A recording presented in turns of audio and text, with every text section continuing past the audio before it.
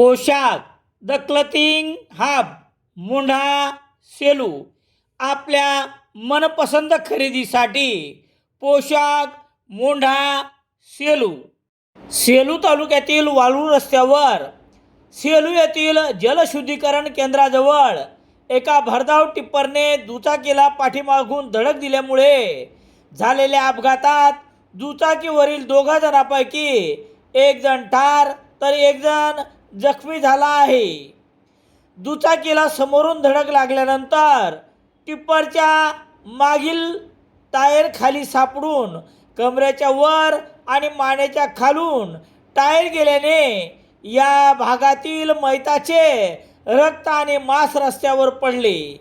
एकाचे जागीच निधन झाले तर एक जण जखमी झाला आहे. ही घटना शनिवार 21 फेब्रुवारी रोजी दुपारी 11च्या सुमारास घडली. याबाबतची माहिती याप्रमाणे: सेलू मानवत रोडचे मजबूतीकरणाचे काम सध्या चालू असून याच कामावरील कंत्राटी पद्धतीने दिलेल्या कामावरील हायवा टिप्पर क्रमांक MH22 AN 9755 टिप्परचा दुचाकी क्रमांक MH09 BN 8433 वरून डुगरा तालुका सेलू येथून येणाऱ्या रखमाजी नामदेव थोरात वय 55 वर्ष व त्यांचे मेहुणे बबन कचरुबा शिरसाट वय 49 वर्ष राहणार कुपटा हे गावाकडून डुगरा येथून सेलूकडे येत असताना सेलूजवळ जलशुद्धीकरण प्रकल्पाजवळ दुचाकीला भरधाव टिप्परने धडक दिली. या धडकेत दुचाकीवरील रखमाजी थोरात हायवाच्या पाठीमागील टायरमध्ये सापडले तर सोबत असलेले बबन शिरसाट बाजूला पडल्याने जखमी झाले.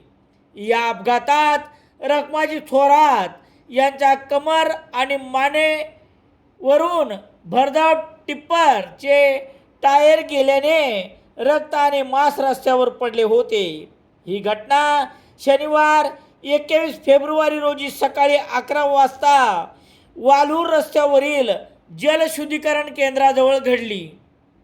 घटनेची माहिती पोलिसांना कळताच सहाय्यक पोलीस निरीक्षक कृष्णा घायवट, पोलीस उपनिरीक्षक शाकीर शेख, सहाय्यक पोलीस उपनिरीक्षक KS तेलंगे, पोलीस हवालदार उस्मान शेख, पोलीस हवालदार सुरेश पुलाते, पोलीस नायक माधव कांगणे यांनी घटनास्थळी भेट देऊन जखमी आणि मैतास राहुल कांबळे यांच्या रुग्णवाहिकेतून उपजिल्हा रुग्णालयात आणण्यात आले. पोलिसांनी अपघातग्रस्त दोन्ही वाहने ताब्यात घेऊन पोलीस ठाण्यात लावली आहेत.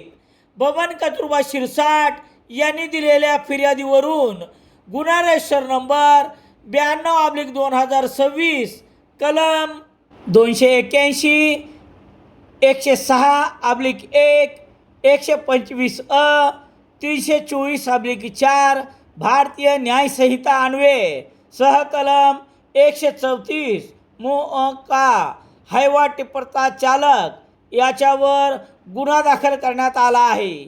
या घटनेत दुचाकीचे 20,000 रुपयाचे नुकसान झाले आहे.